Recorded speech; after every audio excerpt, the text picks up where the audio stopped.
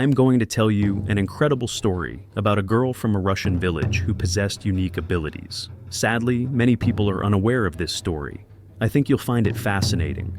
Right now, you're looking at a photograph of Nadezhda Leytman, a Jewish girl born in the small village of Kovalyovo to a family of peasants. From an early age, Nadezhda exhibited astonishing abilities. She could telepathically read people's thoughts. She often claimed that she had not lived in the Soviet Union in a past life, but in a completely different place, where everything was arranged differently. She said that there, people possessed superior intelligence, and their level of technological advancement was astonishing. Her parents were frightened by Nadezhda's claims and repeatedly sought medical advice. However, doctors insisted there was nothing wrong with her, and that she was perfectly healthy. Nadezhda spoke of places on Earth where an advanced human civilization had once lived. According to her, these people could fly on airships and live beneath the ocean, but eventually disappeared. She couldn't explain how or why this happened. She also claimed that she had once lived underwater, where people moved around on floating and flying objects. Her parents were bewildered and terrified, especially when Nadezhda read their thoughts. In 1946, Nadezhda's mother, Yevgenia, visited a doctor for the 5th time. Once again, the doctor said that the girl was physically healthy and recommended consulting a psychologist in Moscow. Nadezhda's father took her to the capital. The psychologist examined Nadezhda, prescribed medication, and suggested staying in Moscow for 3 more days for further evaluation. The family was provided a room where they could stay overnight. I found a lot of fascinating information about this girl in historical documents, and I plan to make another video about her. But let's get back to the story. On September 3rd, 1946, 3 KGB officers came to the doctor's house and informed Nadezhda's father that they were taking the girl. By that time, Nadezhda was already 19 years old. Her father tried to protest, but was powerless. The KGB officers assured him that the girl would be returned and advised him to return to the village. The girl was taken to a secret research center where she was kept for a month. Psychologists and scientists examined her and were astonished by her ability to read their thoughts. They couldn't explain the nature of her abilities. When Nadezhda spoke of people who lived under the ocean, traveled in space, and had advanced medical knowledge, the scientists were shocked. Soviet specialists had previously studied so-called extraterrestrial objects and anomalies, but they had never encountered anything like this. The girl completely changed their understanding of such phenomena. Incidentally, this was also mentioned by Ludwig Mavrikievich Heinrich, a Soviet architect and scientist who visited the Vatican's secret library in 1920. He claimed that there were no extraterrestrials and that in ancient times, an advanced human civilization lived on Earth. According to him, their medicine relied on herbs and their technology was incredibly advanced. However, the knowledge of these civilizations was lost.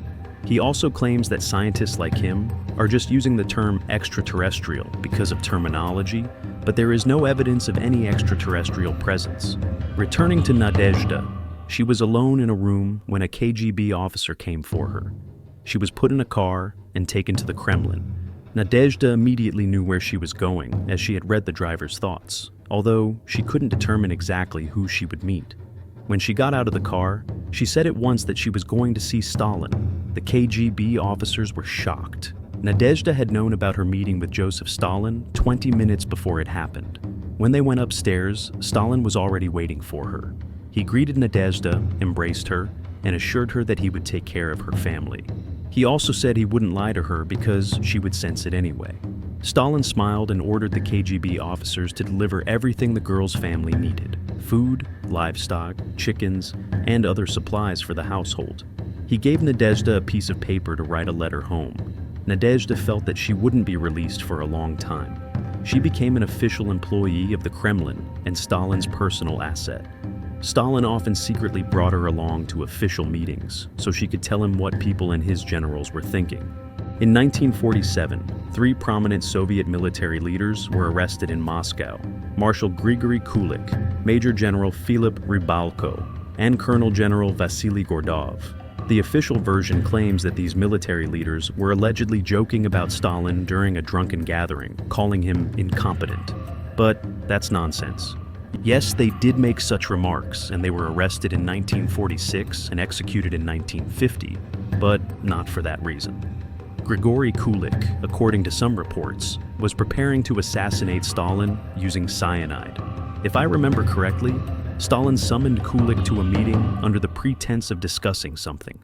The girl hid in the room and read all of Kulik's thoughts, revealing everything to Stalin. Kulik was arrested the next day. Stalin sent many prominent people to labor camps. Of course, there were innocent individuals among them, pacifists, priests, writers, and so on. But there were also those who planned to eliminate Stalin, and the girl, with her abilities, helped identify such individuals. In 1949, Nadezhda said that she often dreamed of a cave in the Caucasus, where, according to her, these advanced people once lived. Stalin was very intrigued by this.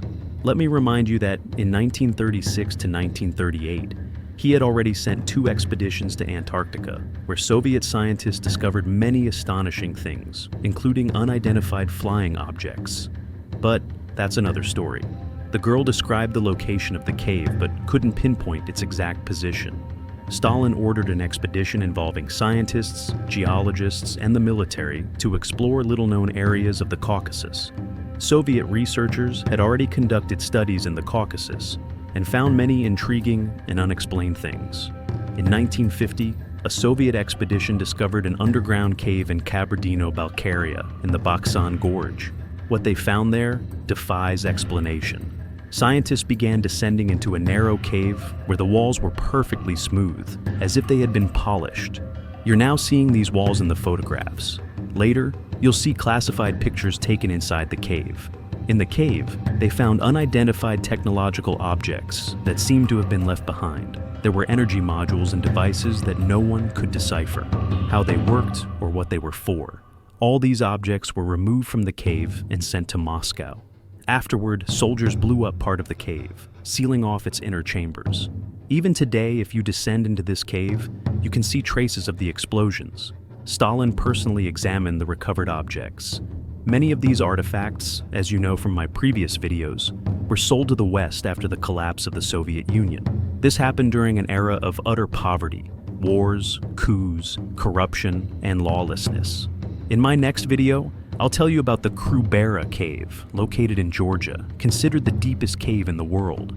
Its length stretches for miles, and according to some reports, the sealed section extended under the Black Sea for more than 50 miles. The Soviet authorities discovered things there that are hard to believe. Stay tuned. Don't forget to subscribe so you won't miss my new videos.